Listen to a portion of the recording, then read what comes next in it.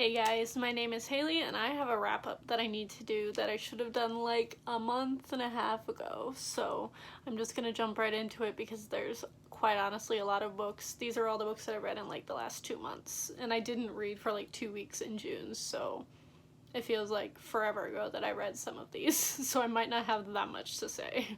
So the first one that I apparently never wrapped up was Windfall by Jennifer E. Smith. I didn't like this. I found the dude, the main guy character, just awful, and I hated him, and he ruined the book for me, so I gave this 2 stars. I also didn't love the whole lottery aspect of it. I thought it was not a good enough premise for a book, so yeah, no, this was just not my cup of tea. Also, I don't know what's up with Goodreads on my Kindle, but it's not letting me like pull up the cover like to blow it up without it being like bigger than the Kindle screen. I don't know what's up with that, so that's why we're doing it this way. But the second one that I read was Long May She Reign by Rhiannon Thomas, I believe. And this was fun. It was just about this girl who was like, I think 23rd in line or something for the throne, and then they have a banquet and everybody that was in line before her on the throne gets killed. So she suddenly is thrown into being a queen and she has no idea what she's doing. I thought it was really fun. I liked the murderous mystery aspect of it, and I really liked Rhiannon Thomas's writing style, which is why I picked up the next book, which was A Wicked Thing, and this is a Sleeping Beauty, I believe, retelling, and she gets the true love's kiss, wakes up, and it's like 100 or 200 years later, and she is supposed to be like, she's supposed to be this like fairy tale queen princess, and everybody wants her to be this like fairy tale, her and this guy are true loves, but she really just doesn't feel that for the kids. So she's like, how did this kiss wake me up if it's not true love's first kiss? And she's kind of like a little bit rebellious, and she just kind of wants to live her own life, especially finding out that all of her family is dead because it's been like 100 years since she was put under the spell. And yeah, she just struggles with that a lot. I read this and its sequel, which I'll just talk about the sequel now, which I gave the first one, I think, 3.5 stars. I thought it was a really fun retelling of Sleeping Beauty, which is not something I don't think I've ever read a retelling of.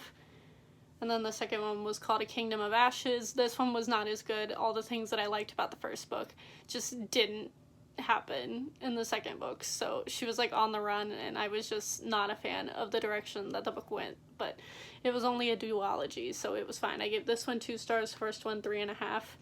They're fun little rides. They were good for like my reading slump that I was in, but I don't think I would actually recommend them. And then in there, I read Eating Animals by Jonathan Safran Foer. I honestly almost unhauled this because I really didn't like Jonathan Safran Foer's other book that I tried to read and DNF'd, but this is kind of just talking about the meat industry and like the poultry industry in the US and how like factory farming became a thing.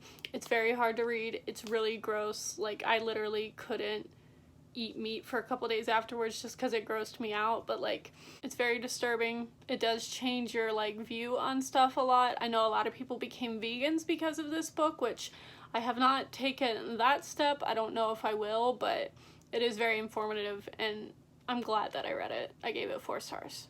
And then I randomly picked up Wicked, which has been on my shelf for like years, probably like 5 or 6 years, just because I love the musical and I wanted to read the source material. And I don't know why I thought this was going to be harder to read. Like, I thought it was going to be like denser writing or something, but it was super easy to read. It was super fun. I was really glad to have read it. I flew through it in like a day or 2. It was so weird. I don't know why it surprised me so much. But I gave this 4.25, 4.5 stars. I thought the ending was kind of weird. I love the parallels with The Wizard of Oz. I grew up on The Wizard of Oz, so I'm a big fan of that. And I obviously love the show of Wicked, so I knew I would like the basic storyline, even though there are like several differences. But yeah, I don't know if I'm going to continue with this because I know it's technically a series and that Gregory Maguire has other books out, but this wrapped up really well for me, so I don't think I'll be continuing with the series, but we'll see. And then one of my most anticipated books of the year came in on audio finally, and that was Aurora Rising by Jay Kristoff and Amy Kaufman, and I loved this. I gave this 4.5 stars. I loved the world, I loved the space romp, I loved the writing, because I love Jay Kristoff's humor, and I need to read some of Amy Kaufman's other stuff because I can't tell when things are like her humor or when they're Jay's, because I'm familiar with Jay's humor having read a bunch of his other books. But I loved this. I think it's going to be a great new trilogy.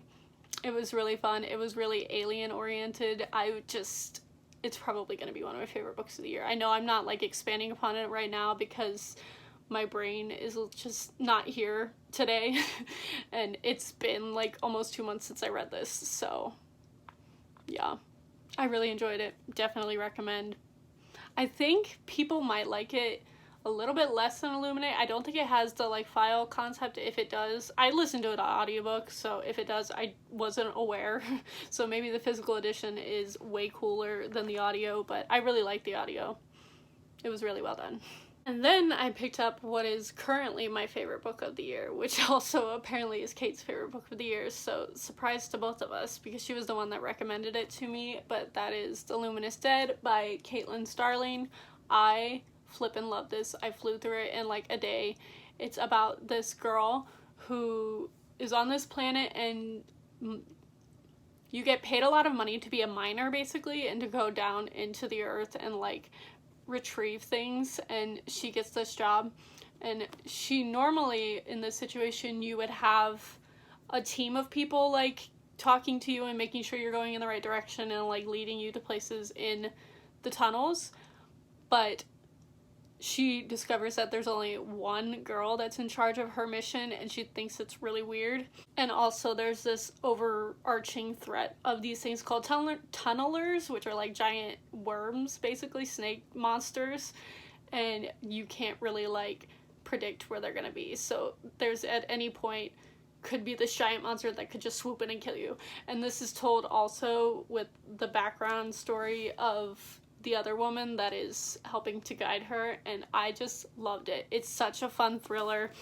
It's so suspenseful, like I literally could not put it down, and that's probably why it's gonna be my favorite book of the year unless I read something else like incredible, but I adored this. More people need to read it. I've literally never heard anyone talk about it besides Kate, so please pick this up. It was so good. Really great sci-fi thriller. And then I finally picked up This Is Where It Ends by Marie Gay Nightcamp. This is about a school shooting. I did like it. I think I gave it a 3.5, 3.75 stars. It's obviously a really hard read because of the subject matter, but also I didn't love all of the characters. I liked the idea more than I liked the execution of certain characters and how they were portrayed. Is the best way I can think of to describe it, but yeah. Glad I read it. Would not reread it. And then next up I finished volume 2 of A Silent Voice. This was great. I love this series. It's about a girl who was bullied when she was younger because she is hard of hearing, and about the boy that bullied her and him coming back and trying to make up for his bullying when he was a child. It's really sad. It's depressing. I love this series. I'm so excited to read the rest of it. And then we had the Murakami Marathon, and what happened there was I had started to vlog the first week. I was planning on vlogging both weeks, and then me and Kate both kind of went through like really bad mental health like mindsets, and she did way better than I did considering it was her readathon, and like kept up vlogging and everything and even reading. And I did read during the first week. I didn't read anything the second week, which is why a wrap-up never went up and all of that. And my vlog at the end of the first week was like so incoherent that I was like, there's no point in me putting this up. It has nothing to do with Murakami because I was in like an NCT hole at the time. So I did read 4 Murakami books, so I'm going to talk about those now. But yeah, it was not my best readathon, especially since I was supposed to be a co-host. So the first Murakami book that I read was what I talk about when I talk about running. I really liked this. I thought it was a good place for me to like start getting back into Murakami because I've only read a couple of his books before this readathon, and I thought a nonfiction was actually a good place to get me into the mindset of who he is as an author, and because this is his nonfiction about his life and how he picked up running like way later in life, and just kind of how he came to the person that he is now. I found it super fascinating. The writing was beautiful, and I gave it 4 stars. And then I read The Colorless Takuru Tazaki, which I butchered a bunch of times in my vlog that never went up, so let's try not to do it again.